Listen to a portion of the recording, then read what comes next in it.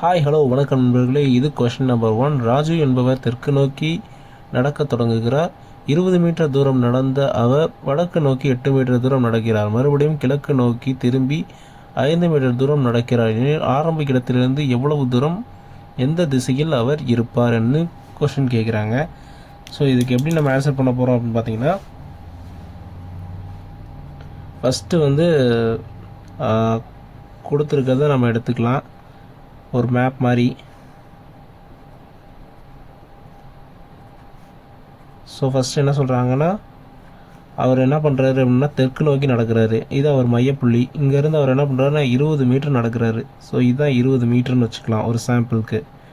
இது 20 metre.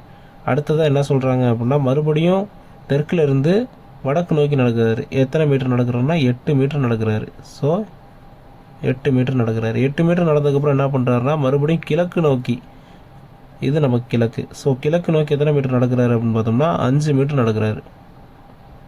So இதை 5 மீட்டர்னு எடுத்துக்கலாம். இப்போ என்ன கேட்குறாங்கன்னா, இப்போ அவர் தொடங்கின இடத்துலேருந்து அவர் இப்போ இருக்கிற இடம் எவ்வளவு தூரம் அப்படின்னு சொல்லி கேட்குறாங்க. ஸோ இதை தான் கேட்குறாங்க. இதை நம்ம ஏன்னு வச்சுக்கலாம், இதை பின்னு வச்சுக்கலாம், இதை சின்னு வச்சுக்கலாம். ஸோ இது 5 மீட்ரு. இப்போ நமக்கு கொடுத்துருக்கிறதுல என்ன டீட்டெயில் கிடச்சிருக்கு அப்படின்னா, ஏபி அப்படிங்கிறது பார்த்தோம் அப்படின்னா என்ன வேல்யூ அப்படின்னா, இந்த டோட்டலாக எத்தனை மீட்ரு, 20 மீட்ரு.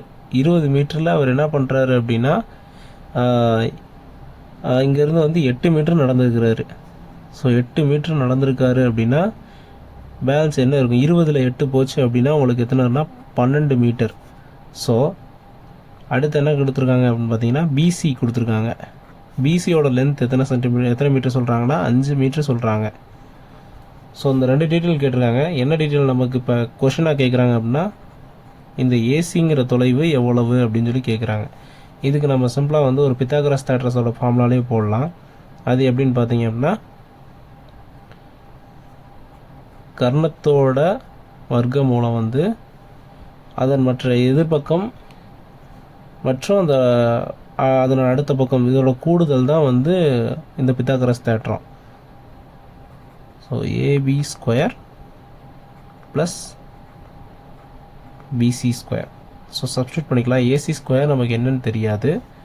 பிசி ஸ்கொயர் என்ன, ஏபி ஸ்கொயர் என்னென்னா 12 ஸ்கொயர் ப்ளஸ் 5 ஸ்கொயர். இதை நம்ம பண்ணோம் அப்படின்னா 144 ப்ளஸ் 25ன்னு கிடைக்கும். அடிஷன் பண்ணோம் அப்படின்னா உங்களுக்கு 169 கிடைக்கும். ஸோ ரெண்டு பக்கமும், அதாவது ஏசி ஸ்கொயருக்கும் 169க்கும் ஸ்கொயர் ரூட் எடுத்தோம் அப்படின்னா ஏசிங்கிறது இருக்கும். அப்போ ஏசிங்கிறது போது 169க்கு 13ங்கிறது கிடைக்கும். ஸோ இதுதான் ஆன்சர், 13 மீட்டர். அதாவது ஏசியோட லென்த் என்ன அப்படின்னு பார்த்தீங்கன்னா, அதாவது அவர் ஆரம்ப இடத்துலேருந்து அவர் இப்போ நிற்கிற தொலைவோட தூரம் 13 மீட்டர். இது எந்த திசைன்னு பார்த்தீங்க அப்படின்னா சவுத்து ஈஸ்ட்டு. ஸோ இது சவுத் ஈஸ்ட்டு. அப்போ சவுத் ஈஸ்ட்டுன்னும் போது தென்கிழக்கு அப்படின்னு சொல்லலாம். தென்கிழக்கு. இது ஆப்ஷனில் எங்கே இருக்குதுன்னு பார்த்தீங்கன்னா ஆப்ஷன் டியில் இருக்குது. இதை ஈஸியாகவே நம்ம சொல்லிடலாம். இதில் கொடுத்துருக்கிறது எப்படி கொடுத்துருக்காங்கன்னு பார்த்தீங்கன்னா தெற்கு, வடக்கு, கிழக்குன்னு கொடுத்துருக்காங்க. ஸோ இது மட்டும்தான் பார்த்தீங்க அப்படின்னா 2 திசைக்கு நடுவில் வருது. ஸோ அப்படின்னும் போது இந்த தென்கிழக்குங்கிறது நம்ம இதை ஒன்றை பார்த்தோன்னே ஆன்சர் பண்ணிடலாம். பட் இருந்தாலும் கன்ஃபியூஸ் பண்ணுற மாதிரி இருந்துச்சுன்னா அந்த மாதிரி ஸ்டெப் போட்டு பார்க்குறது நல்லது. தேங்க்யூ.